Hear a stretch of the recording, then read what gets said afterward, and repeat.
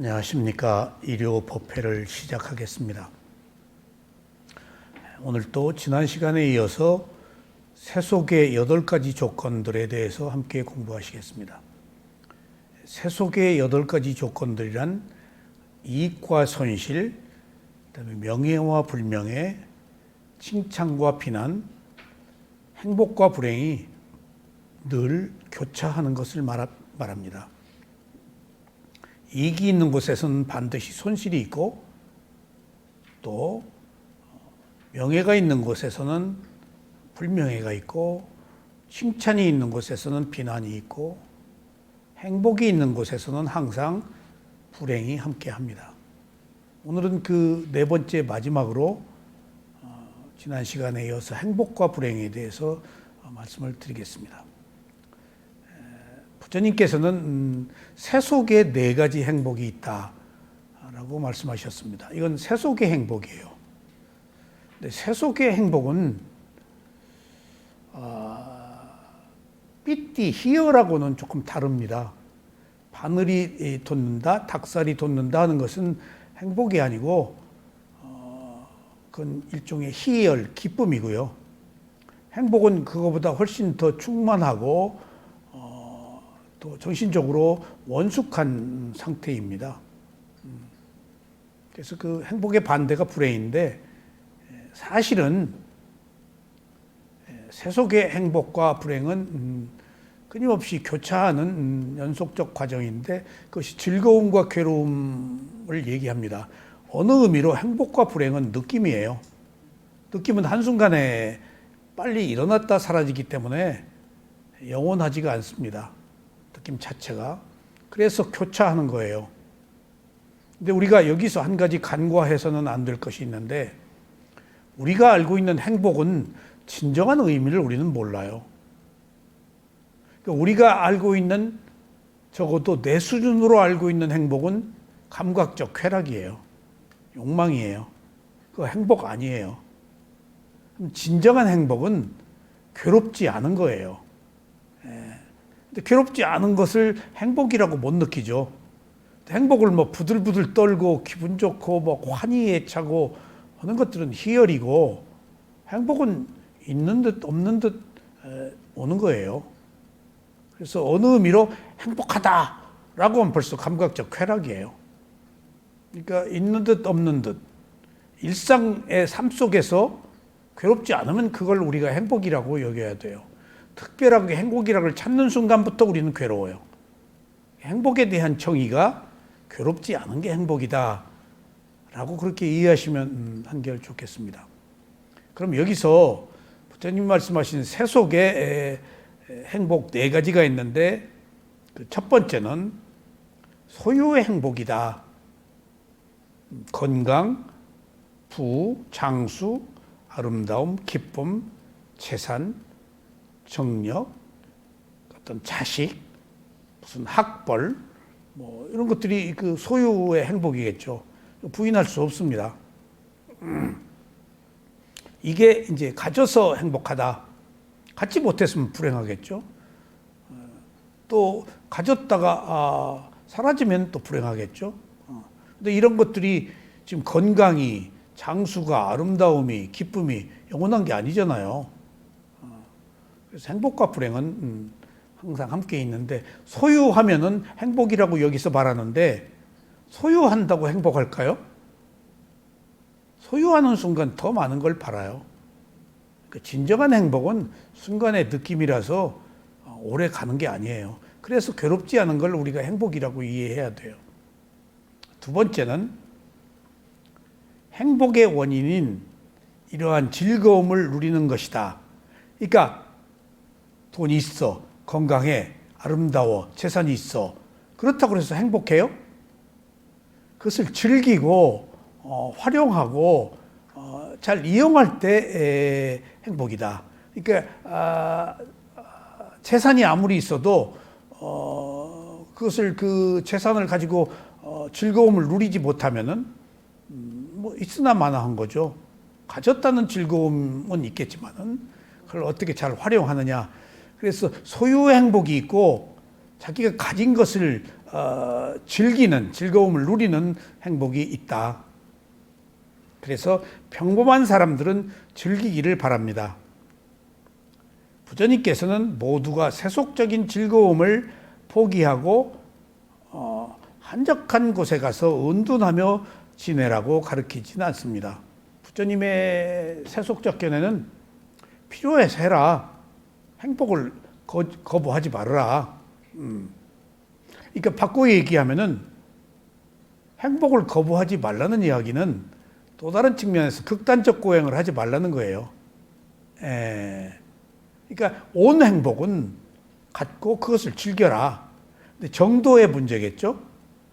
정도의 균형, 중도의 문제겠죠.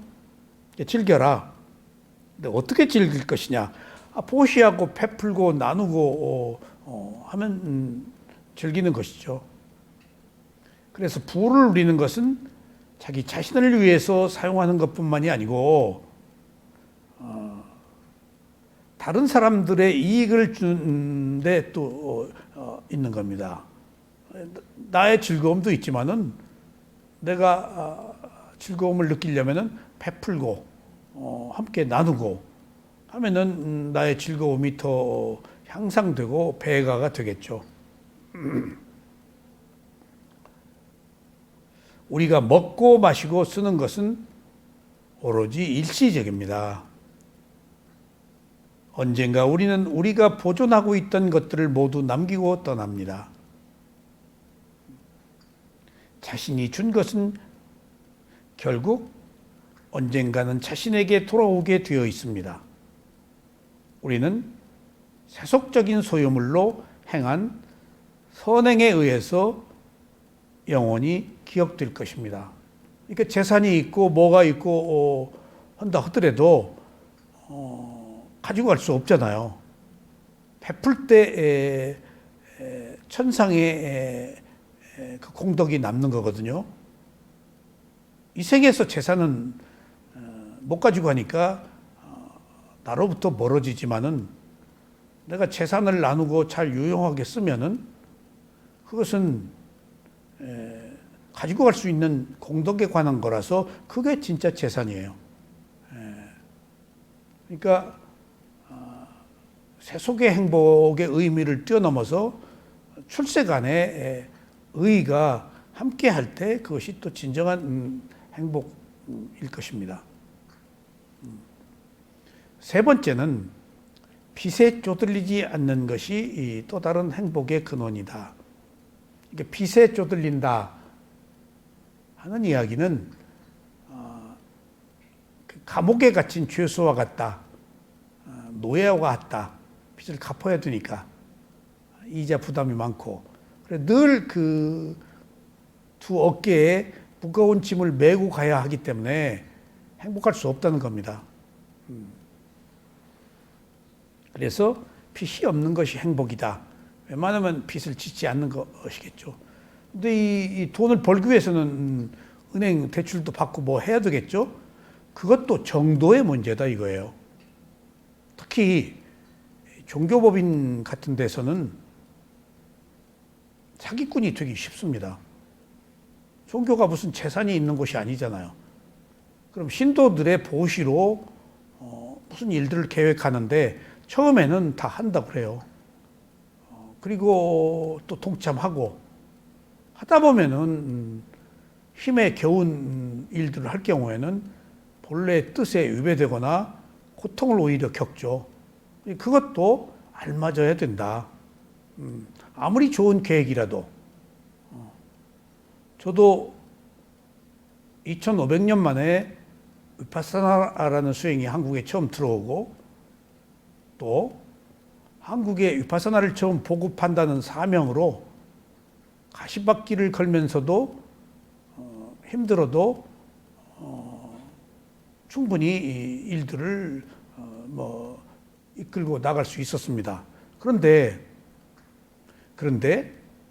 제 힘에 벗는 무리한 계획을 세우고 제 느낌에는 부처님 법을 펴는데 잘 되겠지. 절대 그렇지 않습니다. 힘에 맞지 않으면은 그 자체가 괴로움입니다. 근데 부처님 법이니까 잘 될 거지. 이게 오만입니다. 부처님 법이니까 잘 될 것이다? 이건 원인과 결과를 부정하는 겁니다. 부처님 법이라고 잘 된다라고 하는 것이 그게 함정입니다. 될 수도 있고 되지 않을 수도 있는 어떤 자기 업이고 균형이지 무리하게 만들어 놓고 잘 될 것이라는 것은 자기 욕망을 정의라고 말하고 있는 거예요. 부처님의 원래 가르침은 그런 게 아니에요. 대표적으로 사키야족, 석가족이 부처님 계실 때 멸망당했어요. 그리고 석가족이 없어져 버렸어요. 그 나라가 없어져 버렸어요. 그리고 부처님 자식들이나 사촌들, 왕자들 전부 비군이 돼가지고 나라를 이끌고 갈 사람이 없을 정도였어요. 그러면은 어느 그 가문으로 보거나 국가적으로 보면은 대단한 불효죠. 그러니까 그런 측면에서 보면은 자기 종족인 사키야족이 멸망당할 정도의 처참한 상황에서 2번 거절했다가 2번 막았다가 3번째는 못 막고 길을 열어줬단 말이에요. 군대를. 그것이 의미하는 것이 바로 우리가 여기서 알 수 있는 진실이에요. 부처님 법이라고 그래서 모든 게 되고 모든 게 원만할 것이다 라는 것은 내 가정이지 실제는 그렇지 않아. 될 만해서 되고 안 될 만하면 안 되는 거예요. 부처님 법은 한 인간의 괴로움을 해결하는 것이지 영원히 행복을 누리고 돈 많이 벌고 높은 지위를 얻고 하는 것에 있지 않기 때문입니다. 제가 어젯밤에 새벽 3시까지 원고 정리를 하고 잠을 놓치면은 잠자기가 힘들어요.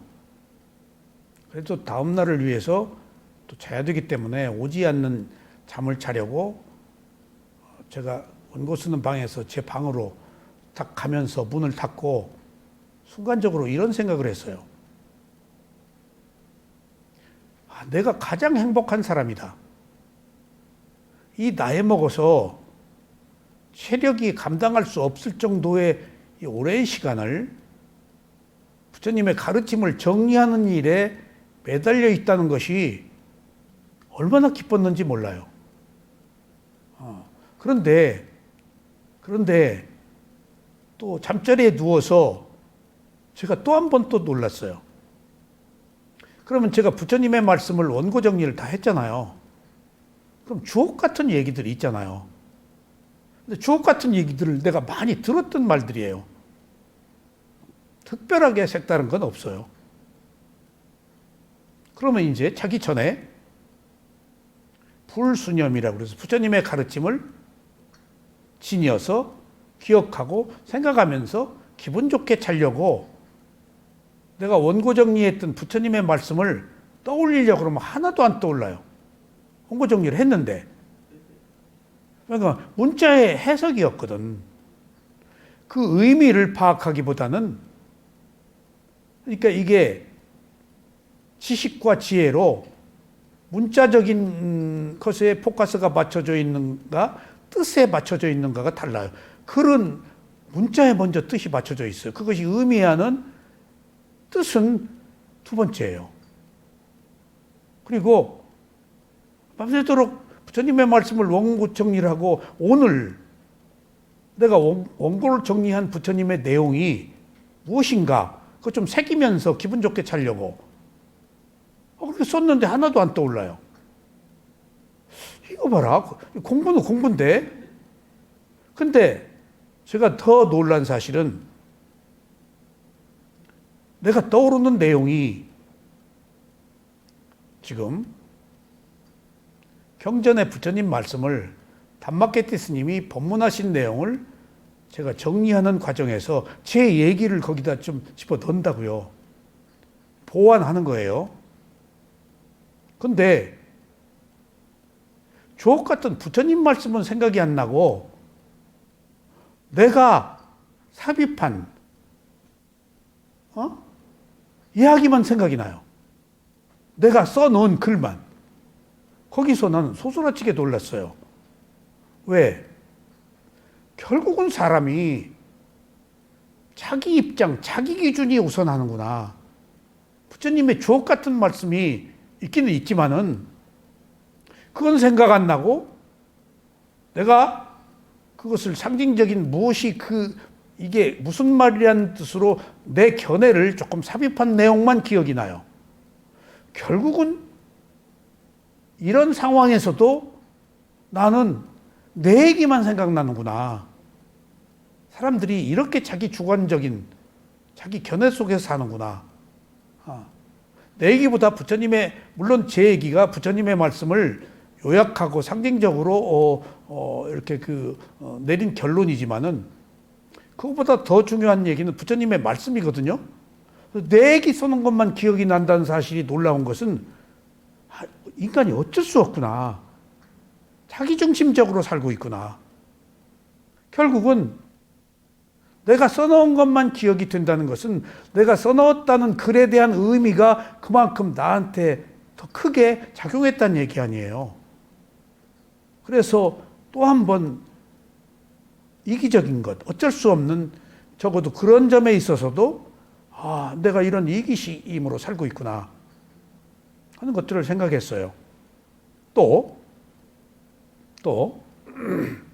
문득 그런 상황에서도 괴로움이 있다고요. 항상 괴로움은 상존하니까. 그러면은 내가 지금 좋은 일을 해서 이 나이 먹어서 감당할 수 없을 정도의 일을 하면서 좋은 일에서 기쁨이 있는데 한편으로는 또 괴로움이, 못다한 괴로움이, 정리하지 못한 문제, 해야 될 문제, 그런 것들이 산적해 있는 거에 대한 괴로움들이 있단 말이에요.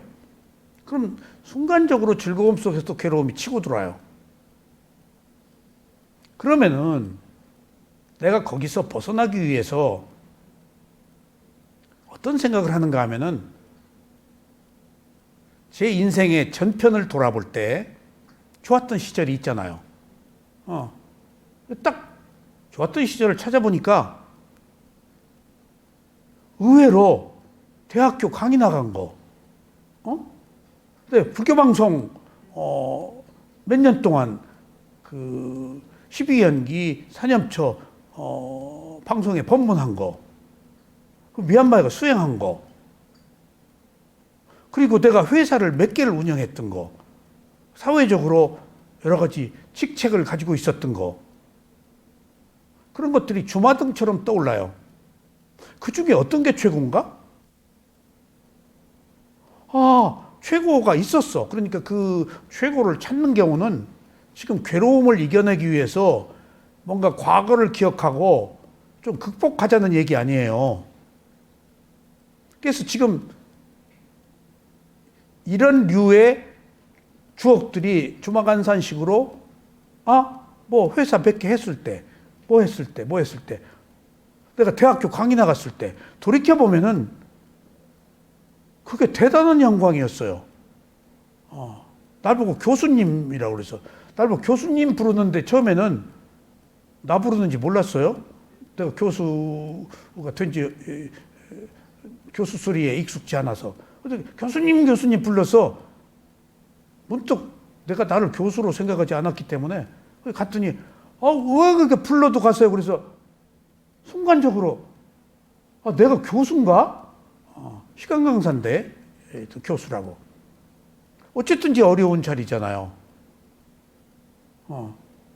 그러니까 그런 것도 여름 한철 즐거움이었던 것처럼 메뚜기가 돌이켜보면은 다 어떤 그 정점들이었어요. 내가 지위를 얻고 뭐 화려한 날들이 있었잖아요. 근데 내가 지금 얘기하고자 하는 것은 지금 그런 과거의 날들이 진정한 그 행복이 있고 즐거움이었는가 하는데 문득 이런 생각이 났어요. 제가 아니야, 지금 이 순간이 가장 행복해. 지금 이 순간은 지위도 없단 말이에요. 돈도 없고, 그렇다고 명예도 없고, 과거에 화려했던 사회적 신분이 보장되고 누가 알아주고 인정해주는 그런 날들에 비해서 지금은 내할 일을 하고 있잖아요. 근데 문득 생각이 아니야, 지금이 최고야, 인생에서. 그런 생각이 문득 떠오르는 거예요. 왜? 지금 부처님 말씀과 가까이 있잖아요. 그리고 옛날보다 아는 게 조금 더 진리를 이해하는 게 더 많잖아요. 옛날에는 피상적이었고 시간이 지날수록 부처님 가르침에 가까이 가잖아요. 그러니까 퀄리티로 보면은 사회적 신분이다, 부다, 지위다, 명예다 하는 것들보다도 더 훨씬 퀄리티가 높고 뛰어난 가치는 지금 이 순간이에요. 옛날보다 지금 내가 진리를 받아들이는 마음이 더 나아졌잖아요. 아, 이 순간이 최고네. 예. 이 순간이 최고네. 하는 것을 느끼고 또 지금 내가 가고 있는 길에 대해서 감사함을 느꼈어요. 아, 마지막 순간이 최고구나. 과거의 화려한 영예보다도 만약 진리를 알아가고 있다면,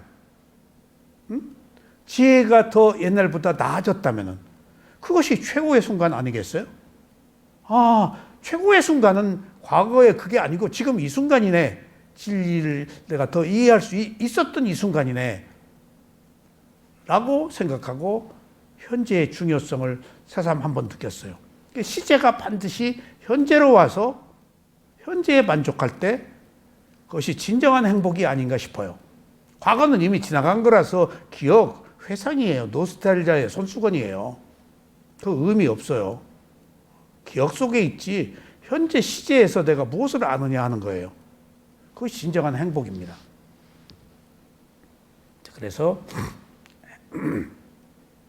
또 빛에 쪼들리지 않는다는 걸 쫓기지 않고 감옥 속에 갇혀 있지 않고 한 것과 같아서 늘 뭔가 그 속박당하지 않는 그래서 웬만하면은 빚을 받았으면 빚을 갚아야 되고 부모의 은혜를 받았으면 갚아야 되고 부처님의 은혜를 입었으면 갚아야 되고 그게 빚진 걸 갚는 거예요. 근데 유일하게 이 세상에서 빚을 갚은 자는 누굴까요? 어머니 젖빚이라고 그래요. 아라한이 되면 어머니 젖빚을 갚아요. 아라한이 될 때만 다 갚아요. 그렇지 않고선 젖빚이 있어요. 아라한 되면 부처님 되면 엄마 젖빚 갚는 거예요. 왜? 완성했잖아요. 엄마가 낳아준 자식이. 최고의 부모에 대한 공양, 효도예요. 날 낳아주어서 그것이 마치 경전에서는 외아들을 둔 어머니처럼 나오잖아요. 어머니가 아들한테 뭘 바라겠어요? 아들 잘 되기를 바라겠죠. 근데 최고로 내가 잘 된 것이 내 괴로움 해결한 거예요. 그래서 윤회하지 않는 거예요. 그 이상 더 부모한테 효도할 게 없어요.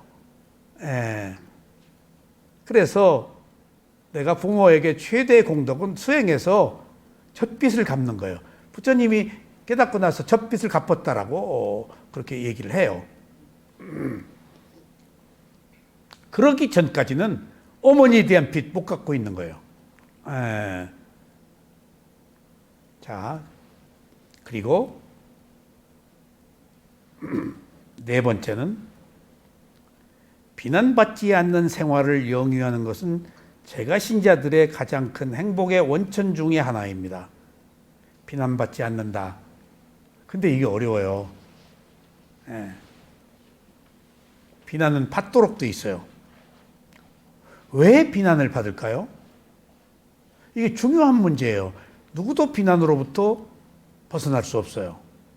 존재한다는 것은 괴로움인데 존재한다는 것 자체가 비난의 대상이에요. 그러니까 내가 숨쉬고 살고 있는 것 자체가 비난의 대상이에요. 이것은 세속에 불가피한 현상이에요. 왜 그럴까요? 왜 나는 존재하는 것으로 비난을 받아야 될까요? 그리고 거기에서부터 벗어날 수 없을까요? 그 근본 원인은 유신견에 있어요. 사카야디티, 잘못된 견해에 있어요. 내가 있잖아요. 그럼 내가 우선해야 돼요. 내가 우선하면은 남과 비교를 하잖아요. 남과 비교할 때 우선권을 나한테 두지 남한테 두질 않아요. 예. 아마 예외가 있다면은 부부도 철저히 자기 우선이에요. 아마 예외가 있다면은 어머니가 자식한테는 우선권을 줄 거예요. 그 외에는 다 내가 우선이에요. 예. 근데 사실은 요새 엄마들이 애들 교육시킬 때 자기 자존심 때문에 교육시키잖아요. 그건 자기 우선이에요. 예. 자기 장식품으로 생각하고. 순수한 의미에서 자녀 교육은 아닌 거예요. 순수한 의미에서 유일하게 비교의 대상이 아닌 경우는 엄마와 자식 간일 거예요, 아마. 그 외에는 비교하기 때문에 우월적주의를 내가 누려야 되기 때문에 상대편이 아무리 뛰어나고 아무리 최고해도 예뻐도 여수 같다고 해버리거나 불려우 같다고 해버리거나 꼴값 한다고 하거나 그래요. 그러니까 제가 우리 어머니 청산 과부에 아버지하고 서울에서 헤어지고 피난 내려갔는데 어느 날 피난 내려가서 자식들을 돌보고 있는 우리 어머니를 뒤에서 수근수근 거리고 있는데 남편 잡아먹은 년이라고 우리 어머니를. 내가 그 얘기에 깜짝 놀랐어요. 그 하늘 같은 우리 어머니를 남편 잡아먹은 년이라고 저렇게 말할 수도 있구나. 책임이 우리 어머니한테 있는 거예요. 물론 어느 정도 있을 수도 있겠지만 그건 업의 과보라서 모르는 거예요. 그리고 우리 어머니가 딸을 6 낳았는데 우리 할아버지한테 딸 낳았다고 또 미움을 받았다고 그래요. 그것도 우리 어머니 책임인가? 옛날에는 여자 책임으로 쳤잖아요. 그러니까 그런 것들이 사회적 통념으로 비난의 대상인데 왜냐하면 자기 우월감, 자기 중심적으로 살고 있기 때문에 비난이 불가피하다는 것을 제가 느꼈어요.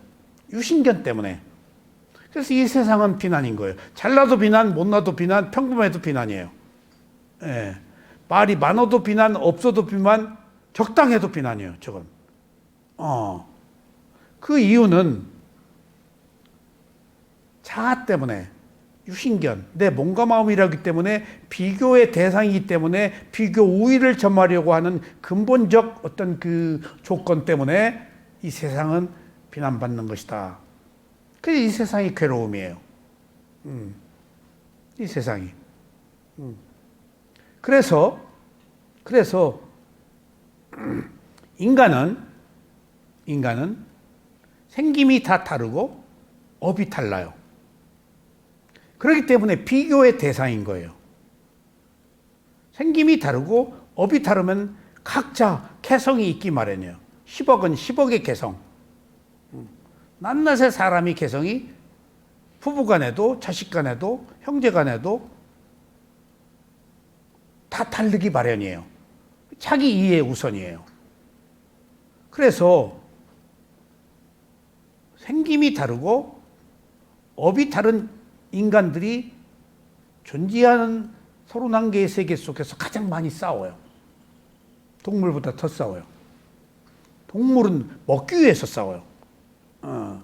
그리고 교미, 수컷의 우위 때문에 싸우는데 인간은 훨씬 그걸 뛰어넘어요. 종족 보존, 그 다음에 명예, 먹기 위해서보다 훨씬 상위 개념으로 무조건 싸우고 봐요. 비교하기 때문에. 그래서 인간은 원래 싸우기 위해서 태어난 존재예요. 그래서 그 피를 튀기는 전쟁이 어디에서 제일 많이 일어난 줄 아세요? 가족 간에서 일어나요.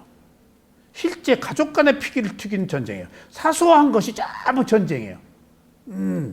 이에 얽혀 있고 첨예하게 가족 안에서 전쟁이 일어나요. 밖에 나가서는 안 해요. 시비. 체면 때문에. 그리고 안 알아주니까. 안 받아주니까. 가정은 다 받아주잖아요. 가정은 싸움 경연장이에요. 싸움 경연장이란 얘기는 뭔 말일까요? 가족은 휴식하려고 하잖아요. 가식이 없어요, 가족끼리는. 제 성질을 다 부리는 거예요. 안 숨겨. 밖에 나가면 딱 숨겨요. 폭카페 있어요. 근데 집에 들어오면 휴식하는 공간이기 때문에, 릴렉스, 이완하는 곳이기 때문에 자기 본성을 드러내버려요. 가족이라는 게 그렇게 특수한 관계예요.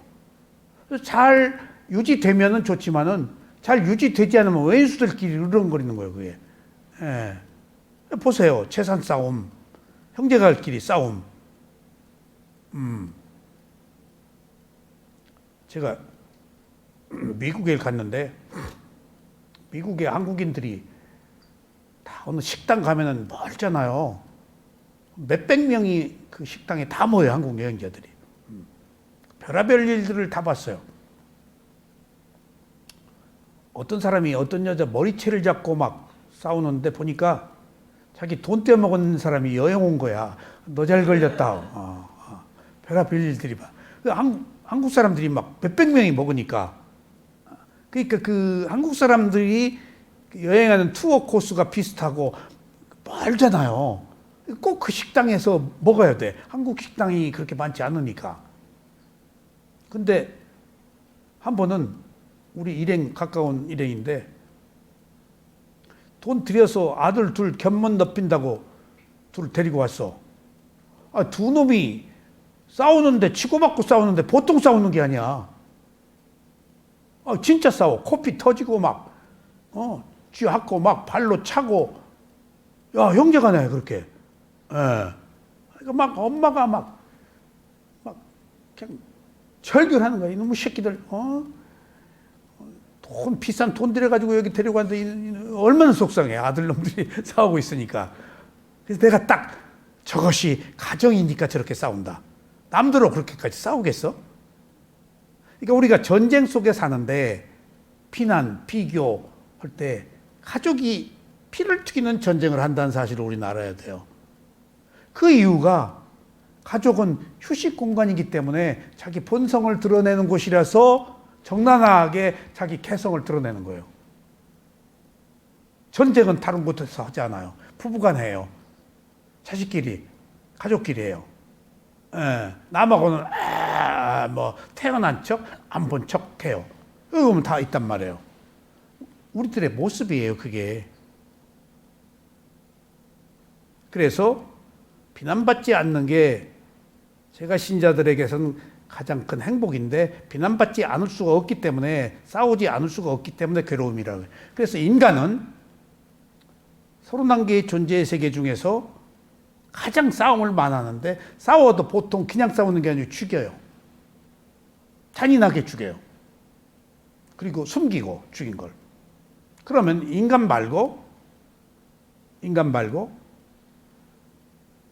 욕계 천상이 있단 말이에요. 인간은 생김도 다르고 업도 달라. 그래서 싸우도록 돼 있어. 머리 터지게. 각자 내가 오르니까. 그래서 국회에서 싸우는 것은 불가피한 거예요. 정치인들 싸우는, 나 그거 안 좋게 봤는데, 원래 거기는 싸우려고 모여 있는 거야. 그 이권이 다 있으니까. 인사권, 이권, 권력, 부귀, 영화가, 명예가. 그냥 박 터지게 싸우는 사람들이 모이는 곳이야. 흑도 백이라고 그래. 그게 당연한 거야. 이렇게, 놓고 보니까. 아류가 있잖아. 그러니까 멀쩡한 사람이 거기 가가지고는 엉뚱한 소리를 해. 어떻게 네가 그럴 수 있어? 명예 때문에 그래. 참 그런 비극을 봤어. 엉뚱한 사람이 거기 들어가요. 무슨 바둑 국수가 들어간다든가, 무슨 스포츠 거기 가서 싸워야 돼. 문인이 간다든가, 최고의 지성인이 간다든가. 안지성이야, 거기 가면은. 어떤 자기 그룹에 동참해서 흑을 백이라고 해야 돼. 그거 비극이네. 근데 가지 말아야 되는데 또 명예 때문에 가. 그게 인간 세상이야. 그러면 욕계천상은 모습은 다 다른데 업은 같아요. 사천왕천, 먼천, 타화자재천, 업이 같으니까 거기 모여 있는 거예요. 그 안에서 미세한 업의 차이는 있지만은 그룹으로 그 어느 수준으로 집단적인 업이 있어서 그 세계에 가는 거예요. 예. 그러니까 근데 얼굴은 다 생김은 달라. 천상마다. 거기는 업이 같기 때문에 덜 싸워.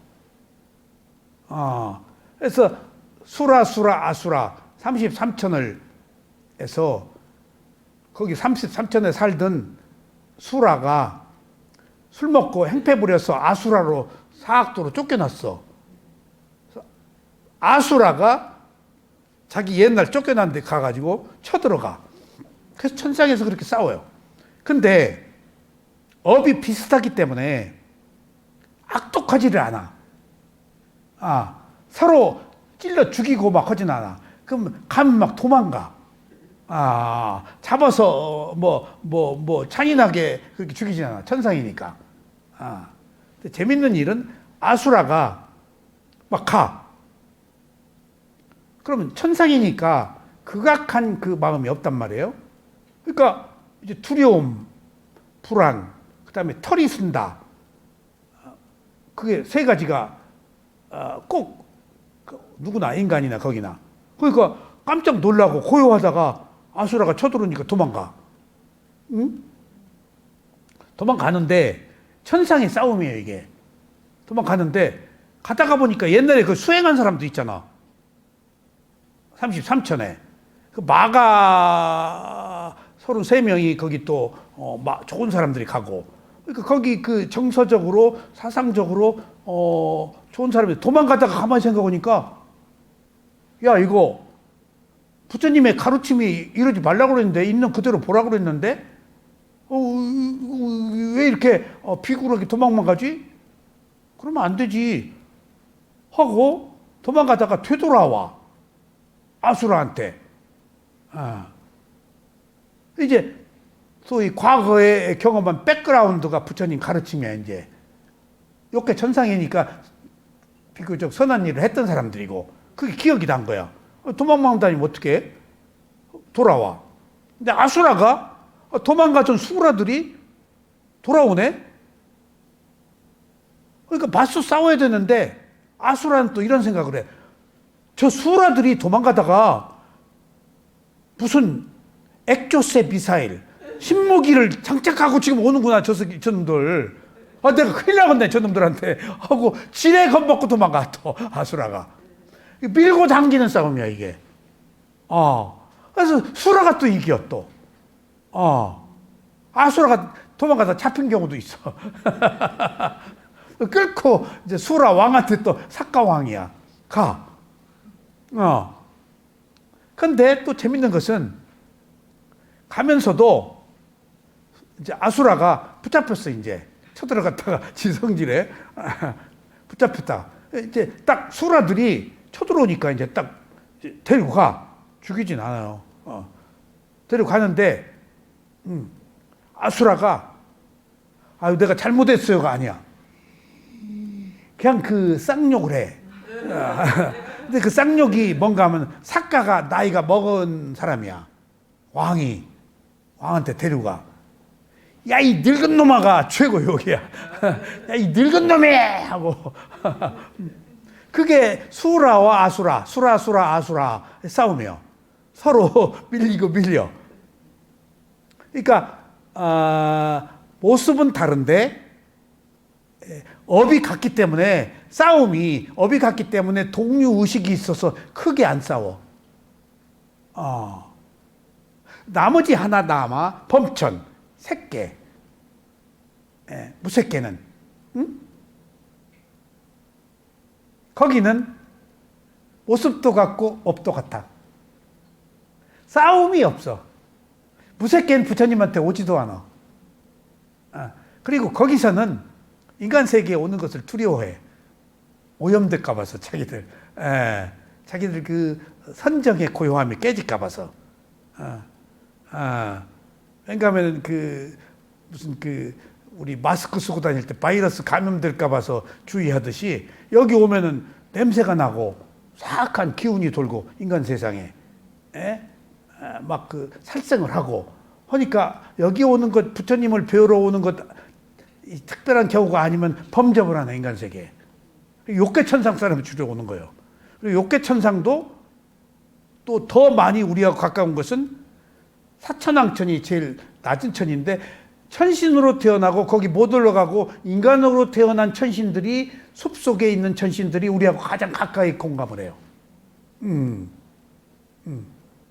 그러니까 인간과 욕계천상과 색계천상 세 개 중에서 인간이 그렇게 박터지게 싸운다는 거예요. 예. 생김새도 다르고 업도 다르기 때문에. 근데 욕계천상은 뭐라고? 얼굴은 다른데 업이 같아서 안 싸운다. 덜 싸운다. 색계 부색계는 범천인데 얼굴도 같고 모습도 같고 업도 같아서 서로 비교 우위를 점할 이유가 없는 거야. 선정으로 억눌러 놓은 고요함이기 때문에. 그런 것 자체를 싫어해. 싸움 자체를 거기는. 거기는 특별한 세계예요. 무색계는 부처님한테 오지도 않아. 너무 오랫동안 오래 살고 있기 때문에. 그래서 여기 비난 얘기가 나와서 말씀을 드리는 건데 인간 세상은 욕계, 색계, 인간, 욕계, 색계, 부색계, 인간, 욕계, 범천 세 개 중에서 인간은 싸움을 전문적으로 할 수밖에 없는 구조적 이유가 유신견, 아이덴티티, 나라고 하는 것, 업이 다르기 때문에 비교 우위를 점하려고 하기 때문에 태생적으로 싸워. 동물보다 더 싸워요. 동물은 먹을 것 위해서 죽이지만은 먹고 나면 그렇게 비축하기 위해서 죽이진 않잖아요.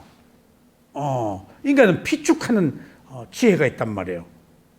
그러니까 인간이 탐심이 비축하는 데서부터 문제가 커진 거예요.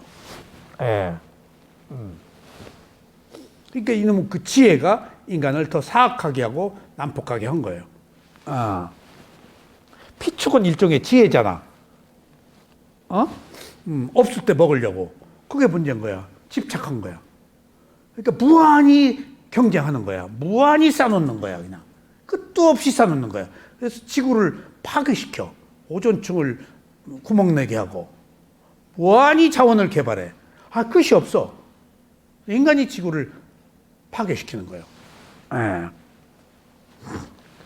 인간이 지구를 파괴시키는 그런 강력한 그 마음을 가지고 있기 때문에 그 마음이 지옥에 떨어질 마음도 되고 지구를 파괴시킬 마음도 되지만은 천상에 갈 수 있는 마음도 되고 해탈로 될 수 있는 마음이라는 거예요. 그게 인간이. 저 밑에서부터 저 천상까지, 시궁창에서 천상까지, 아니 벗어난 해탈까지가 모두 인간에게 주어진 그 사명이에요. 그러니까 이건 선택의 문제다고요. 그래서 시궁창부터 천상까지, 해탈까지 다 우리는 경험할 수 있는데 무엇을 선택할 것이냐? 험에 있어서는 온전하게 내가 하는 거예요. 그렇게 다양한 것을 우리가 섭렵하고 우리가 경험할 수 있다는 것은 책임이 거기에 그만큼 따른다는 거예요. 선택도 할 수 있지만 그만한 책임도 인간에게 있다. 그래서 이건 엄숙한 거예요. 인간으로 태어나서 어떤 선택을 할 것인가 하는 인간의 사명은 아무리 생각해도 최고의 가르침인 괴로움이 없는 부처님의 가르침을 배우는 것보다 더 위대한 건 없어요. 윤회는 괴로움이니까. 오직 부처님의 가르침에만 윤회가 종식되니까. 윤회가 종식되는 것이 최고의 지고 행복인지를 아직 우리는 몰라요. 처절하게 괴로움이 무엇인지를 모르기 때문에. 근데 지혜가 나서 처절한 존재하는 것들의 괴로움을 알면은 산다는 것이 덧정이 떨어지죠. 아직 몰라서 시집장가가고 돈 벌고 훔치고 욕하고 멱살 잡고 싸우는 거예요. 몰라서. 어리석기 때문에. 알면 안 싸워요. 그게 무의미함을, 그게 나의 것이 아니니까 얻어도. 그래서 실제 어리석으면 행복이에요. 어리석으면 행복이에요. 돼지처럼. 근데 그 행복은 끝이 없기 때문에 문제인 거예요. 우리들이 수행을 해서 얻는 행복은 끝이 있기 때문에 가치가 있는 거단 말이에요. 끝이 있는 행복과 끝이 없는 행복의 차이가. 자, 그래서 비난은 당연히 받는 것이다.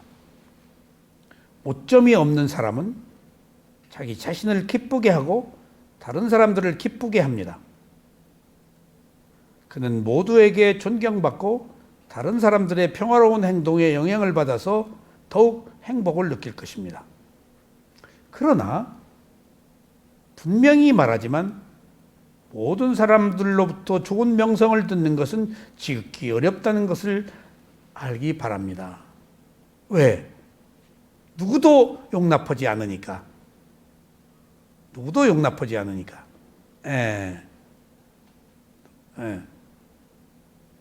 그러니까 칭찬과 비난이 함께 있는데 내가 그런 얘기를 많이 들었어요. 어느 고스톱 모임에 누가 한 사람이 아들이 서울대학교 들어갔대. 거기서 그 사람에 대한 대우가 싹 달라지더래. 그 고스톱판 모임에서 늘 모여서 지금 게 신분이 그 사람이 싹 달라지대. 그리고 어느 여자 대학 좋은 대학교를 내 친구 부인이 나왔는데 자기 친구가 좋은 대학 좋은 과를 나왔는데 다 잘 살 수 없잖아요. 다 잘못돼 가지고 어디 가서 일용직처럼 자기 신분 숨기고 그걸 했대요. 그러니까 밑바닥에서 옛날에 여기 좋은 데 나온 사람 미국 가면 다 설거지하고 뭐 다 매니큐어 지우고 다 하고 미국 교민들이 처음부터 그렇게 일어섰나요? 전부 식당 설거지부터 하고 밥집하고 그렇게 살았지. 한국에서 화려했지. 근데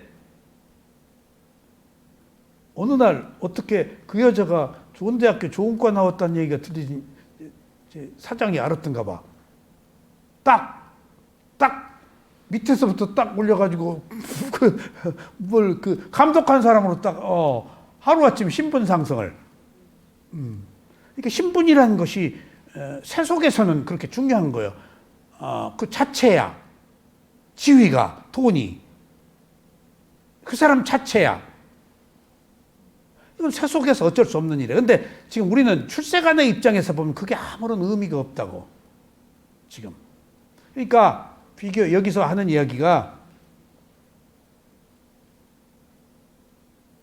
명성을 자자하게 듣고 있다고 그래서 그게 위대하다, 훌륭하다라고 볼 수 없다. 벌떼처럼 달라들지. 그러니까 높이 올 만큼 시샘이 있었거든.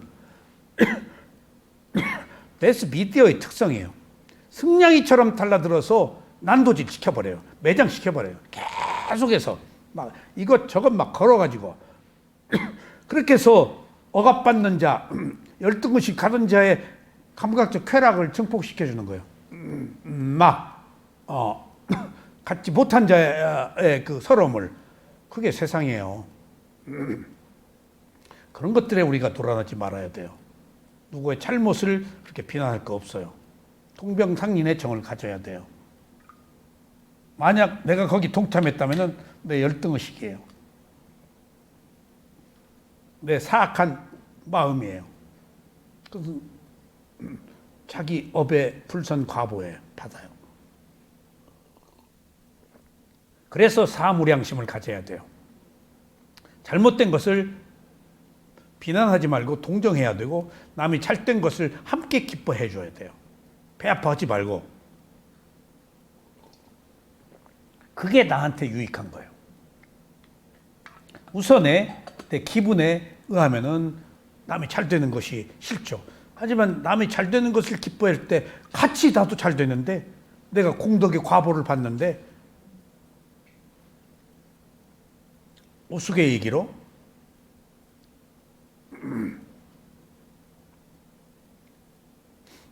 제가 미얀마에서 올 때 미얀마 스승들한테 얼마 보시를 해야 되겠는데 거기 현지 금액을 모르니까 난 달러를 가지고 있고 또 돈도 많지 않고 조금 하면은 쥐꼭지가 뜨겁고 스승에 대한 예언 갖추고 그래서 한 번은 거기 계신 분 보고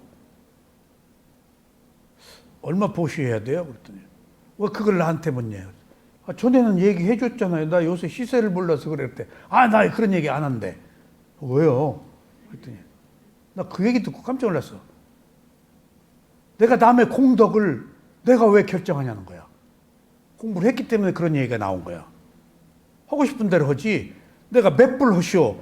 그럼 더 할 수도 있는 걸 내가 공덕을 깎는 거 아니냐. 많고 적음을 자발적으로 하는 게. 에? 예. 근데 우리가 이게 지금 병신도 되기 싫고 또 많이 주면 또 병신 같고 적게 주면 뒷꼭지가 뜨겁고 우리가 그런 이해타산을 하잖아요. 근데 내가 그 얘기를 듣고 아주 저게 수행자의 자세네. 그러니까 그게 아무것도 아닌 얘기 같아도 그분이 저걸 터득했네. 예.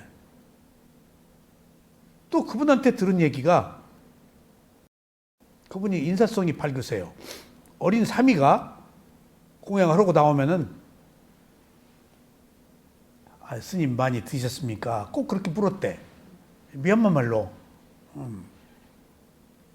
그랬더니 예, 알맞게 먹었어요. 알맞게 먹었어요. 그러더라는 거예요. 근데 그걸 몰랐대. 그게 무슨 말인지. 또 많이 드셨어요? 예, 알맞게. 우리는 많이 먹었냐고 그러잖아요. 밥 먹자 그러고. 근데 꼭 알맞게 먹었다고 그러더래. 어느 순간 또 했다가 스님이 예, 알맞게 먹었어. 어느 순간 아차 많이 드셨어요가 탐욕으로 먹으란 얘기였다는 것을 알았어요. 근데 그 스님은 한결같이 알맞게 먹었다는 거예요. 그게 불교 정신이에요. 많이는 곤란해요. 탐욕이야. 이게 우리가 이런 중도, 언어, 균형 감각이 없어요.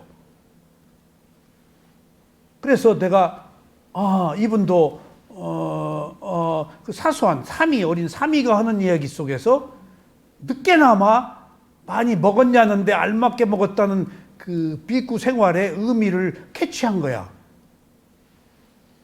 그래서 제가 단골 식당에 가서 주인 아주머니가 많이 드셨어요. 그래서 네, 알맞게 먹었습니다. 하고 내가 그만둬야 되는데 수행자는 알맞게 먹었다고 하는 겁니다. 또 이 잘난 체를 했네. 이제 웃기느라고 그랬지, 재미에. 그랬더니 이 사람이 눈이 동그라져. 처음 듣는 얘기라서. 오마, 그 말이 맞네. 내가 그 뒤에 갔더니 법사님! 왜 그랬어요? 법사님 때문에 내가 욕먹었어요. 그래서 손님한테 알맞게 드셨습니까? 그랬더니 많이 먹으라고 안 했다고. 인색하다고 날 보고 알맞게 먹으라고 그랬다고. 그러니까 지금 여기서 그 말이 지금 내가 욕먹었다고 그래서 그게 수행자들끼리 쓰는 얘기지 세속에서 쓰면 안 된 얘기예요. 내가 그게 지금 세간과 출세간의 문제들이에요. 아셨죠? 세간의 정서와 출세간의 정서라는 것들이 사소한 언어, 비난 하나에 지금 흑백 논리로 이렇게 갈려 있어요. 하여튼 세속은 비난받는 것이다. 세속은 싸우는 것이다. 그렇다고 해서 내가 싸워야 되는 건 아니에요. 그러니까 나는 싸우지 말아야지. 내가 출세간을 지향한다고 한다면. 근데 세속에서 사는 사람이 모른다면은 싸울 것이고, 모른다면 많이 먹을 것이고, 모른다면은 아전인수를 할 것이고, 알면은 아전인수 안 하지. 내 눈에 물대는 것은 당연한 거 아니야. 거기서부터 싸움이 생기는 거야. 자, 성스러운 마음을 가진 사람들은 오로지 흠이 없는 삶을 사는데 관심이 있으며 허물이 없는 삶, 잘 살고 못 살고보다도 허물이 없는 삶, 죄가 없는 삶.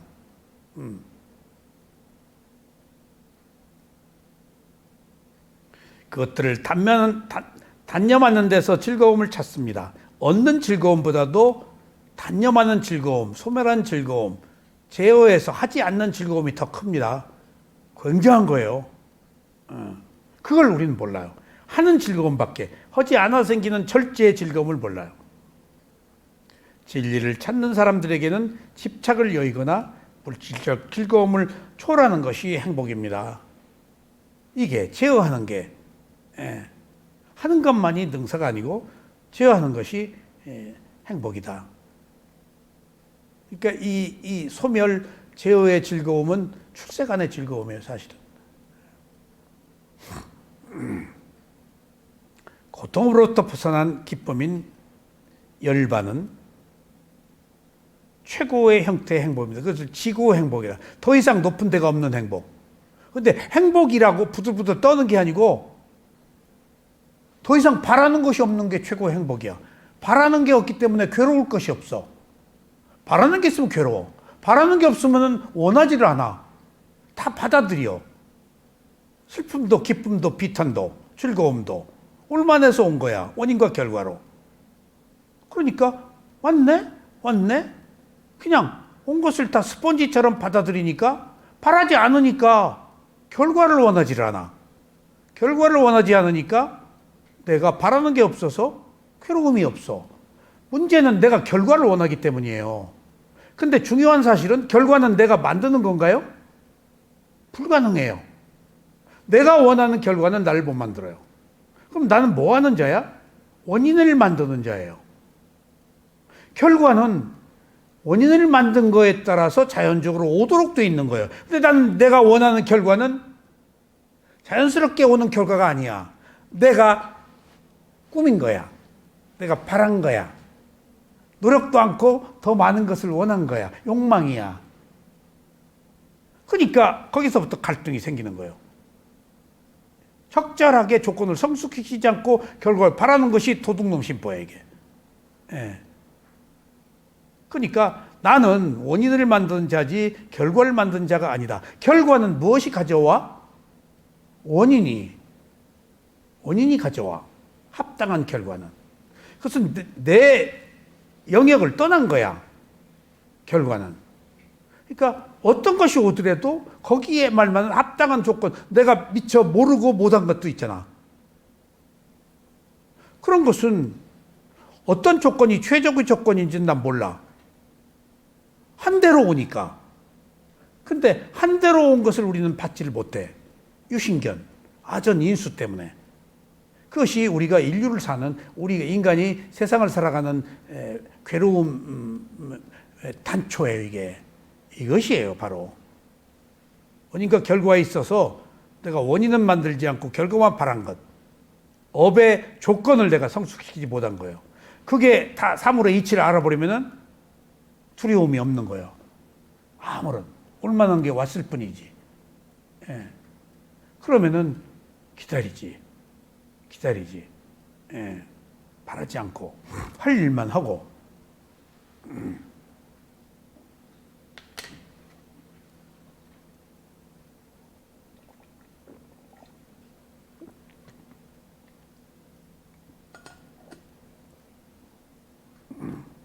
그래서 열반이 지고의 행복이다란 말은 이해하기 어려운데 더 이상 안 태어나니까 괴로울 일이 없다는 것이 지고의 행복이라는 것은 이 지혜가 나야 이해할 수 있는 말이에요. 최고의 행복은 괴롭지 않은 것이 행복이란 말을 제가 자꾸 하는 이유가 거기에요. 지고의 행복이 최고의 행복인데 괴롭지 않은 상태일 뿐이야. 탐진치가 소멸한 거 그것밖에 없어요. 탐진치가 소멸한 거 그게 전부예요. 근데 탐진치가 소멸한 사람이 뭐죠? 누구를 탐진치가 소멸했다고 그랬죠? 아라함. 최고의 지위의 반열에 올라간 사람이 탐진치가 소멸해서 괴롭지 않은 사람이에요. 근데 우리는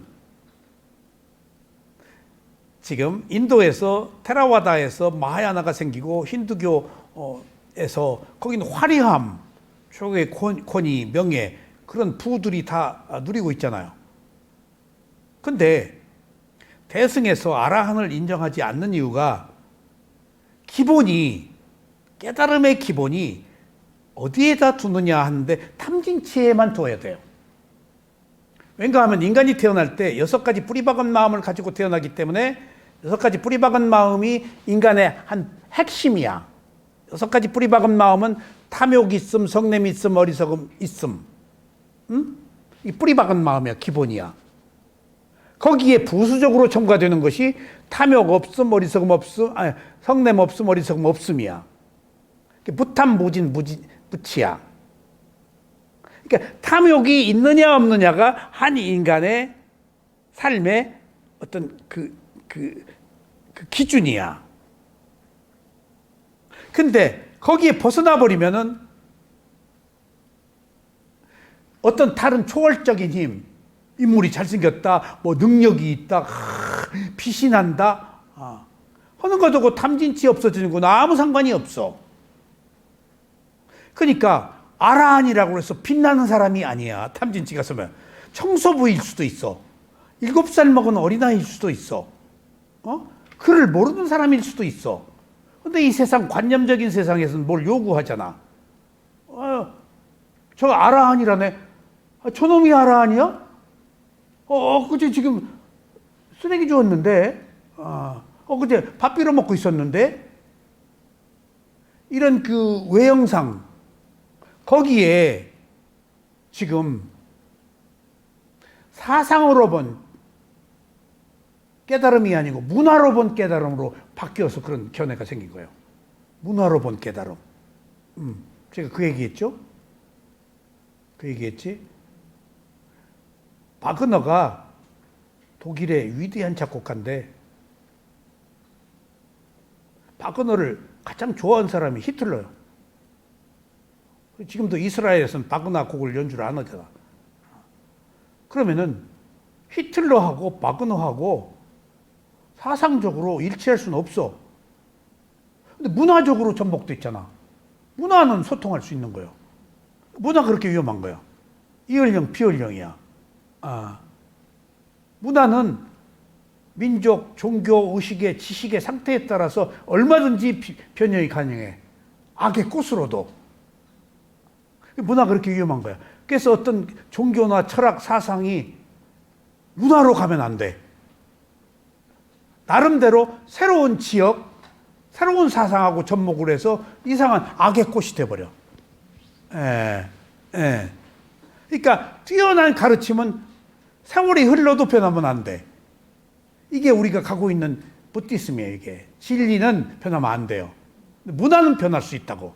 불교를 문화로 생각하지 말자고. 그 얘기예요. 진리로, 사상으로, 철학으로 생각해야 돼요. 이유가 변하면 안 되기 때문이야. 그래서 그거 중요한 얘기예요. 탐진치로 기준으로 봤을 때 아라한이 탐진치가 소멸한 지구의 행복을 얻은 사람인데 외형상으로는 아무것도 드러나질 않아. 탐진치가 소멸. 그렇다고 해서 뭐 빛과 번쩍하고 막 광채가 나고 능력을 막 하고 전혀 그런 그 기준으로 보면은 이게 법이 왜곡되기 마련이야. 그래서 대승에서 아라한 인정 안 하는 거예요. 별 볼 일 없잖아. 그런 그 부디스m의 기본을 어디에 두느냐 하는 점에 있어서 어떤 원칙적 문제, 원칙이 무엇인지, 기본이 무엇인지, 본질이 무엇인지를 우리는 알아야 하는데 그게 탐진치에 있고 없습니다고요. 아셨죠? 기본이. 탐진치밖에 없어요. 그게 있느냐 없느냐의 문제예요. 그래서 우리는 대개가 행복을 환영하지만 그와 반대된 고통을 참는 것을 매우 어려워합니다. 고통이나 괴로움은 다른 모습으로 우리에게 옵니다. 우리는 자연스럽게 늙어야, 자연스럽지만 늙어야 할 때 괴로움을 겪습니다. 평정한 마음으로 우리는 늙어갑니다. 그리고 괴로움을 참아내야 합니다. 근데 이게 늙는 것은 아무것도 아니야. 늙는 것보다 더 중요한 것은 병이에요. 늙는 것은 몰라요. 어느 날 아내의 손, 어느 날 아내의 얼굴에 주름살, 한순간 슬프고도 또 몰라, 못 봐. 병은 당장 여기 와 있잖아. 생로병사한 큰 흐름 속에서 점진적으로 변하기 때문에 못 느끼는데, 병은 여기 지금 당장 치고 들어오잖아. 그래서 생노사에 병이 하나 들어온 거예요. 생로병사가. 늙어야만 한다는 괴로움보다 더욱 고통스러운 것은 질병으로 인한 고통입니다. 이것이 만성적일 때는 우리는 차라리 죽는 편이 낫다고 느낍니다. 심지어 사소한 치통이나 두통도 때로는 참을 수 없습니다. 우리가 병에 걸리게 되었을 때 걱정하지 않고 어떻게 해서든지 그것을 참아낼 수 있어야 합니다. 어쩌면 우리는 그보다도 더 심한 병에서 벗어났다고 생각하면서 자신을 위로해야 할 것입니다. 너무나 많이 우리는 가깝게 지냈던 사람과 사랑하는 사람과 헤어집니다. 그러한 이별은 마음에 큰 고통을 야기시킵니다. 우리는 모든 만남은 언젠가 반드시 헤어져야 한다는 사실을 이해해야 합니다. 그러니까 이렇게 괴로움이 많다는 거예요. 늙는 거, 헤어지는 거, 병 걸리는 거, 내 마음대로 안 되는 거, 보고 싶은 사람 못 보는 거, 세 가지 괴로움으로 나누어 이걸. 존재한다는 것이 괴로움이에요. 내 마음대로 안 되니까. 죽어야 하니까. 우리는 모든 만남은 언젠가 반드시 헤어진다는 사실을 이해해야 합니다. 여기에 평정심을 닦을 좋은 기회가 있습니다. 간혹 우리는 직장이나 그 외 장소에서 마음에 안 드는 사람과 함께 일해야 하는 경우가 있습니다. 우리는 그들이 마음에 안 들지만 그것을 참을 수 있어야 합니다. 그래서 직장에서 자리 바꾸는 직장도 있어요. 은현 씨 왜 그런지 알아요? 저 부장이 보기가 싫어요. 그러면은 계속 이렇게 눈으로 쨍겨요. 그리고 안 보려고 그래요. 이쪽으로. 그럼 여기 근육에 문제가 있어요. 이렇게 광어인데. 그래서 이쪽에 나면 이제 저쪽으로 가가지고 이렇게 이제 이쪽 근육 좀 풀어줘야 돼. 내가 어디서 읽었어. 직장 위치 바꾸는 것은 서로 적대적 관계에 있어서 자꾸 방향을 바꿔가지고 그쪽으로 안 쳐다봐. 그러면 여기 굳어. 말도 안 걸고. 실제 내가 그 얘기를 들었어요. 교감 있는 쪽을 안 쳐다봐가지고 여기가 집에가 아프다고 선생님한테. 사실은 그런 사소한 문제에 있어서도 우리들은 크고 작은 속박에 걸려있고 괴로움을 겪고 살아요. 그 작은 즐거움 하나를 위해서. 그러니까 이게 인간이 큰 것만 원하지 않아. 작은 즐거움에 최고의 기쁨을 느끼기도 해요. 나도 오늘 5,000원 때문에 얼마나 큰 기쁨을 느꼈는지 내가 오다가 웃었어요.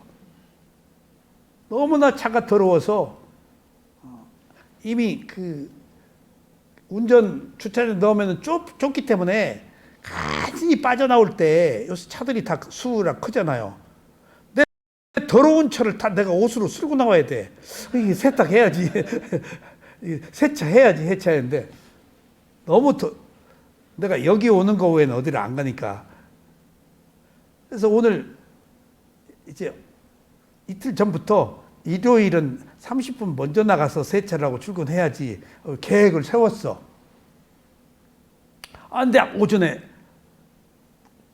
눈이 막 내네. 그래서 세차부터, 야, 세차 오늘 그만둬야지. 근데 쨍 또 해가 뜨네. 세차할까? 또 이렇게 보니까 하늘이 어둡고 세차할까 말까. 그래서 가다가 5,000원에 지금 걸려 있는 거예요. 세차가 5,000원이거든. 또 기름 넣은 영수증이 있어야 5,000원이에요. 집에서 전화를 했지. 그 일기예보 좀 보시오. 오늘 날이 흐린데 눈이 또 올 거예요. 2시까지밖에 안 온대. 반드시 괜찮으니까 세차하래.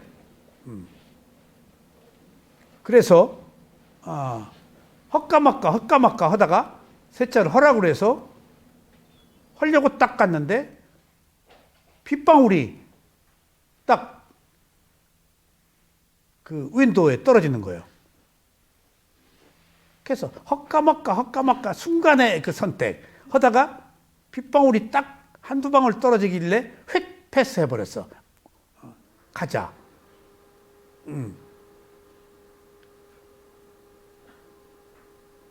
그리고 오는데 아침보다 적은 눈보라지만은 눈이 막 또 내리는 거예요. 5천 원 아낀 게 얼마나 즐겁든지, 야, 내가 5천 원 하나에 이렇게 울고 웃는구나. 내가 명석해, 지혜가 있어. 내가 이럴 줄 알고 아는 거야. 라고 알고, 5천 원이 그렇게 중요해? 중요하지. 중요하지. 하면서 결국은 인간이 사소한 것에 매달려서 살고 있다는 사실에 씁쓸한 미소를 지었어요. 내가 지구의 행복을 열반을 얘기하면서 5천 원에 내가 웃고 오는 사람이에요. 그게 인간의 모습이에요.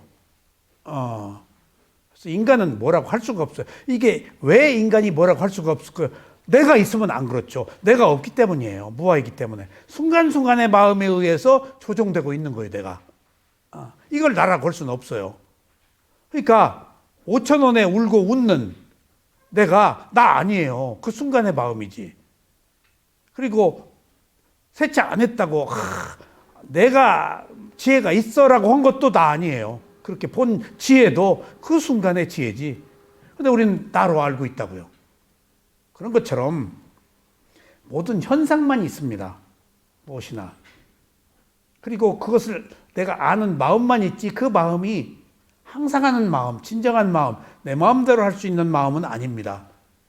그러니까 어떤 무상의 이치를 우리가 알면은 내가 좀 집착을 적게 할 수 있습니다. 집착이 괴로움이거든요. 그대로 안 되니까. 자.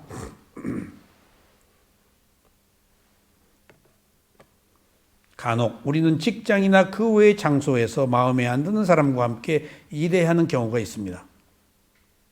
우리는 그들의 마음에 안 들지만 그것을 참을 수 있어야 합니다. 어쩌면 우리는 자신의 전생 또는 현생의 업보를 거두어 드리는지도 모릅니다. 그 어떤 조건들, 그 사람 만날 수밖에 없도록 된 그 옆집에 사는 사람들, 만나는 사람들, 무수한 사람들이 다 업으로. 근데 나는 무수한 사람들의 업에 의해 살고 있거든. 음식, 옷, 교통, 전부 남의 도움이야. 나와 다 사상이 다르고 종교가 다르고 전부 남의 도움이야. 근데 내가 잘나서 나 혼자 사는 것 같아도 남의 도움 없이 못 살아. 그거 다 업으로 얽혀진 관계들이 왼수가 만든 것일지라도 나는 사용할 수밖에 없어. 그런 것들을 업의 과보로 놓고 본다면은 무엇이 되었든지 자연스럽게 받아들여야 된다. 일본 그 컷을 봤는데요. 일본 컷이 한국 컷인데 일본에 신문 기사가 실렸어요. 한국에서 쓴 컷이에요. 근데 한일 관계가 있잖아요. 근데 우리는 일본은 지배자 한자네요. 지배 한자는 지배자는 그 소위 말하면 참여 안 해요. 지배자는 힘이 있어서 지배했기 때문에 힘을 가진 자의 당연한 의무, 권력으로 생각하기 때문에 참여 안 해요. 특히 일본 사람들은 더 안 하지만. 당한 자면 이제 억하심정이 있잖아요. 분노, 성냄. 당하고도 고통은 우리가 겪어요. 안 잊어버리고 있기 때문에.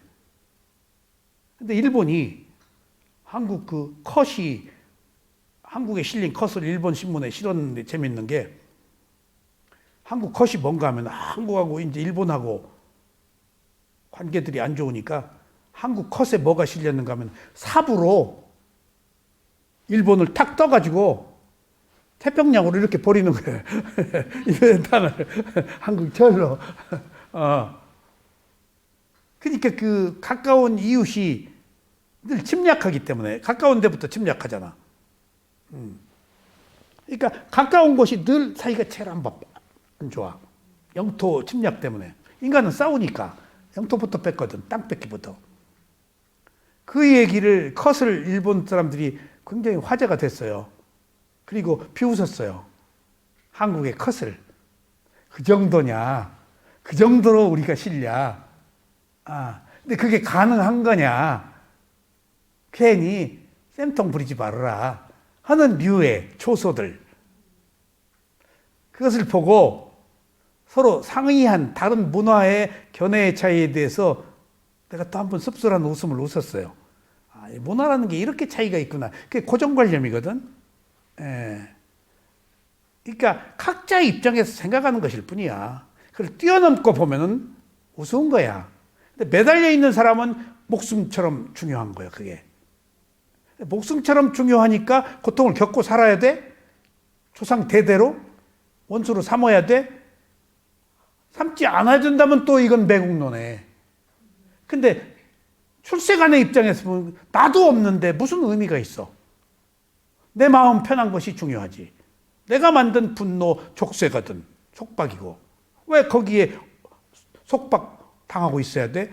하는 그런 그 구조적 불가피한 괴로움이 우리를 묶고 있다는 사실이 한편 슬픈 거예요, 이건.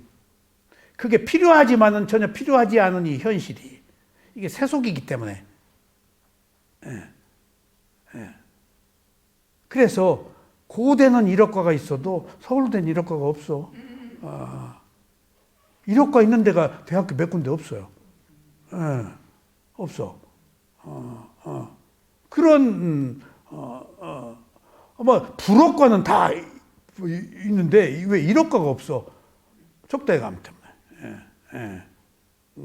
그래서 일본 대학교 다 학위 받으면 여기서 쓸 자리가 없어요. 안 써줘요. 안 써줘요. 그런 그 네트워크 서로 끌어주는 게 있거든요. 그러니까 그런 의미에서 우리가 뭘 분노를 가졌다, 증오를 하고 있다라는 것은 나의 고통이에요. 나의 고통이에요. 출세가는 입장에서 보면은 그런 현실적 문제를 우리가 한번 적나라하게 드러내 보이자 하는 겁니다. 무엇이 이익인가? 우리는 그러고 산다.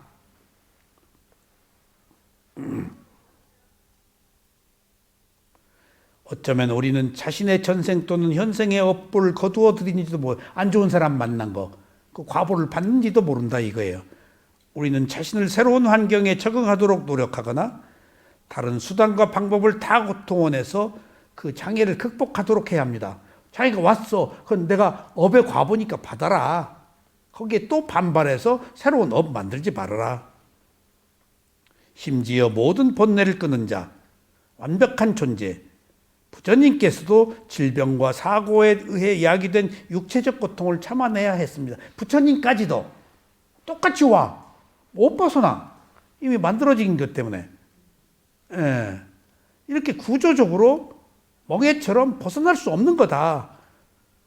그러니까 벗어날 수 없는 것을, 벗어나는 것은 내가 안 걸리면 된다는 거 아니야. 꼭 당해야 돼? 이게 깨달음이야. 내가 안 걸리면 돼. 바라지 않으면 돼.